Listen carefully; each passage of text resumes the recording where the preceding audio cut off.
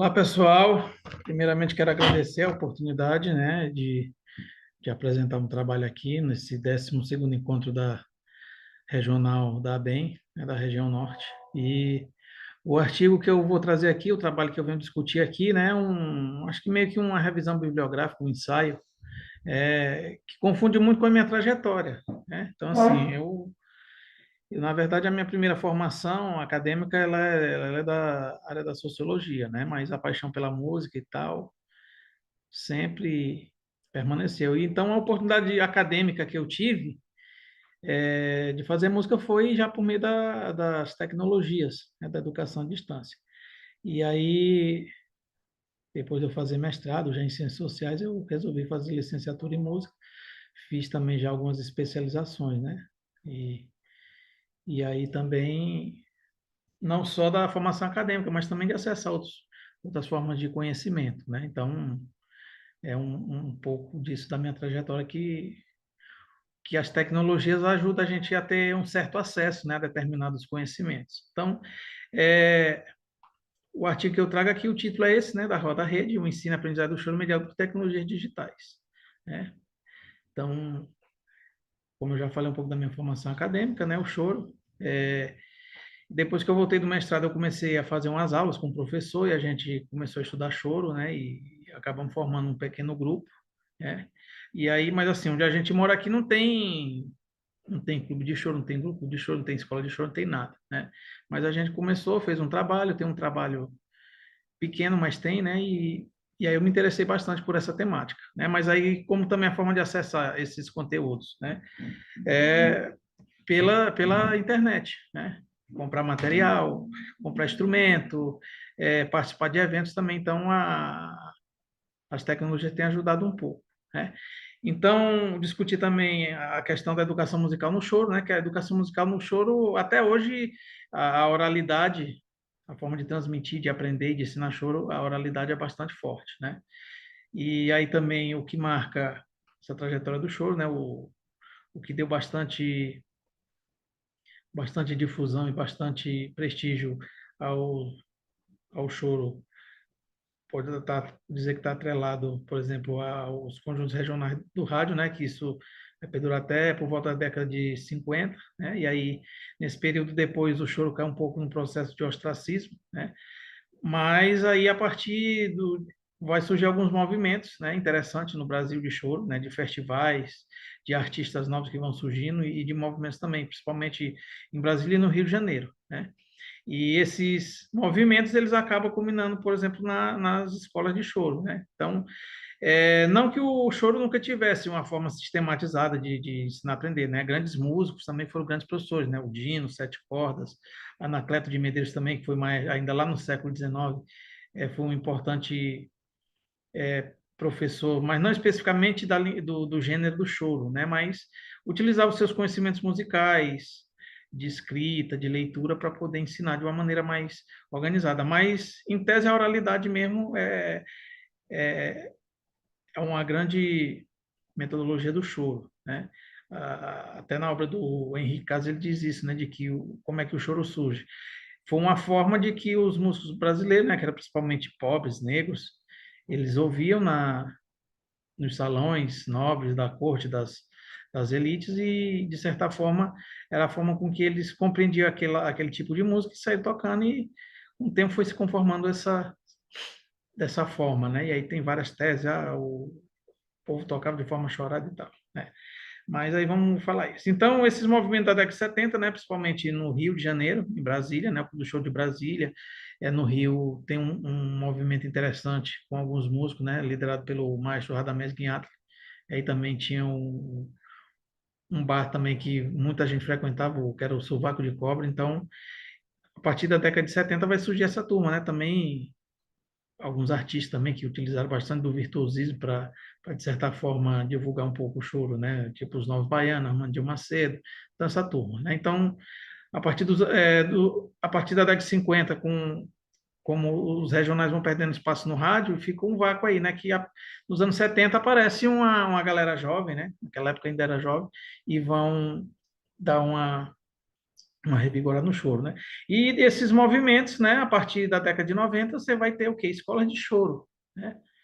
Vão ter instituições que vão estar é, direcionadas a ensinar exclusivamente choro, né? E paralelo a esse, por que que eu gosto de marcar a década de 70, né? Que a partir da década de 70 a gente, não só o Brasil, mas o mundo como um todo, ele passa por uma revolução tecnológica, né? De acesso, de desenvolvimento de novas tecnologias, de acesso a determinados espaços, a determinados conhecimentos, a determinados locais, mesmo de distante, a gente consegue acessar, né, por meio das tecnologias, né? Inclusive, a forma como que é colocado aqui os trabalhos nesse evento, né? Então, um pouco disso. E mais recentemente, a questão da pandemia, né? Isso acho que é crucial o que eu venho trazendo nesse trabalho, mas vamos para frente, né? Então, vamos seguir aqui. Então, a pesquisa bibliográfica, né, que é o método que eu uso, a pesquisa documental, né, ou seja, você revisa, você faz o seu trabalho a partir da revisão de outras obras, né, e de outros documentos também, né. Então, a minha metodologia, os meus materiais, eles são vídeos, são artigos, são livros, e é um pouco dessa revisão, né. Então, o que é o choro, né? Então, como eu falei, o choro, ele como coloca o Henrique Caso, né, na obra dele, que é bastante conhecida, está nos referenciais, o choro ele resulta dessa forma como os músicos reproduziam as músicas dos salões nobres, né, principalmente no Rio de Janeiro. E aí vai surgindo várias vertentes, várias versões, né? E aí, durante os séculos, tem algumas figuras importantes, não só do universo do choro, mas da música popular brasileira como um todo, né? Como a Maestrina Chiquinha Gonzaga, né? O, aqui a banda do Corpo de Bombeiro do Rio de Janeiro, né, que era regida pelo maestro Anacleto de Medeiros, né, Ernesto Nazaré, né, que era pianista do Cinema Odeon também, grande músico da história da música popular brasileira, Pixinguinha, né, e muitos outros, né, Jacó do Bandolim, Valdir Azevedo, e obras também que elas fazem parte do imaginário do brasileiro, né? É impossível a gente pensar, acho que pensar o Brasil sem uma obra como um Brasileirinho, um Carinhoso, né? E outras obras aí que são do universo do choro, né? As obras da Chiquinha Gonzaga, por exemplo, do Heitor Villa-Lobos também, tá? E aí aqui dá uma foto para ilustrar a Era de Ouro do Rádio, né? Dos conjuntos regionais, esse aqui é um dos mais conhecidos, o Regional de Canhoto, com grandes músicos aqui, da história da música popular brasileira, né? Canhoto, Dino, Meira, Maestro da sanfona, que eu esqueci o nome dele, Altamiro Carrilho, então essa galera da pesada também, que gravaram com muita e muita gente, né? E aí, a partir dos anos 70, esses movimentos, né, da Camerata Carioca, né, no Rio de Janeiro, né, que aí, anos depois, parte dessa turma que eles fundam a Escola Portátil de Música, a Casa do Choro, no Rio, né, que é uma instituição, acho que é uma das principais instituições de ensino de choro no Brasil e no mundo, né, e o Clube de Choro de Brasília também, que é um movimento que surge ali por volta acho que do final dos anos 60, anos 70, né, com o pessoal que vai para trabalhar na capital federal e acabam se encontrando, né, músicos eruditos, músicos populares, e que se encontravam aí nas casas dos seus componentes, e depois eles fundam o Clube do Choro com sede própria e tudo, né? E que nos anos 90 eles fundam a Escola de Choro Rafael Rabelo, em Brasília, né? E aí, paralelo a esse movimento, né, como eu disse ali na introdução, a partir dos anos 70, a revolução tecnológica que o mundo passa, né? O desenvolvimento das tecnologias informacionais, né? Os computadores, os celulares, os smartphones, inúmeras tecnologias, né? E tantas outras aí que a gente, que, por exemplo, já passou dos 30 como eu, já viu que caíram em desuso, né? E que são muito modernas também, mas que hoje também já estão em desuso, né? Então, assim, é um processo muito forte, né? Transforma a nossa vida de tudo que é forma, né? A forma como a gente se relaciona, a forma como a gente se comunica e como a gente também aprende, né? Pesquisa, estuda, né? Então, assim, muito antes também, já há algum tempo, né? Você já tem a apesar de existirem os espaços em alguns locais, Belém, São Paulo, Santos, é, muitos lugares do Brasil, né, no Nordeste todo, você tem os clubes de choro, você tem algum professor, né, mas tem lugares que essa cultura do choro ela não chega, né? Então, de certa forma, a internet, por exemplo, a internet ela ajudou a muitas pessoas que têm interesse a acessar isso, né? Então, por exemplo, no meu caso particular, né, é um pouco disso.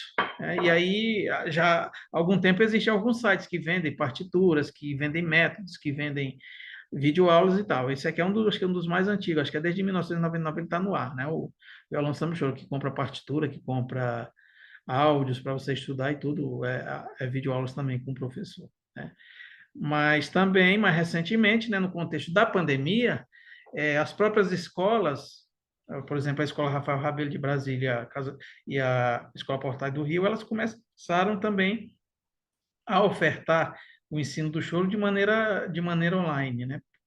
Em razão da pandemia, mas que mesmo com a diminuição dos riscos, né, da pandemia, elas também continuaram a ofertar essa modalidade de educação, né? E aqui algumas imagens, né, por exemplo, algumas notícias, né, que trouxeram isso, e, e também algumas atividades que essas escolas, aqui, por exemplo, da Casa do Choro, ela realizou durante a pandemia, né?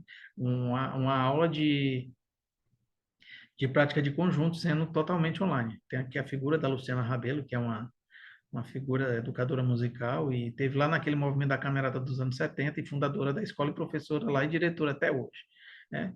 A Rafael Rabelo também, né, de Brasília também, oferecendo os cursos, mesmo pós do contexto mais crítico da pandemia, ela oferece cursos online também, a partir de agora, né? E aqui também uma atividade que foi feita durante a pandemia, de modo online, né, de prática de conjunto também.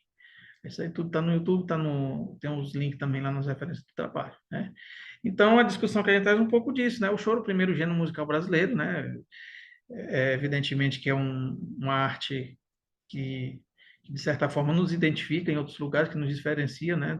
Grandes músicos brasileiros levaram para o mundo e foram reconhecidos na sua musicalidade pelo choro, né? O Baden, o Hermeto, o Gismonte, Valdir Azevedo, Pixinguinha, né? Muita gente, Chiquinha Gonzaga, né? Tia Amélia, muita gente aí se reconhece, é reconhecido brasileiro em função do choro, né? O choro tem uma contribuição grande para a cultura brasileira, né? A oralidade, como forma de ensinar e aprender do choro, né, predominante, não deixou de existir, está aí muito forte, talvez mais fortalecido do que nunca também, né? Os movimentos do choro dos anos 70, como eu falei, foram importantes para esse processo de meio que de modernização do choro, né? A revolução das tecnologias, as escolas de choro, a pandemia e o ensino de choro online, né? Então, o ensino do choro online hoje a distância ele já é uma realidade, né? É um pouco disso que a gente traz.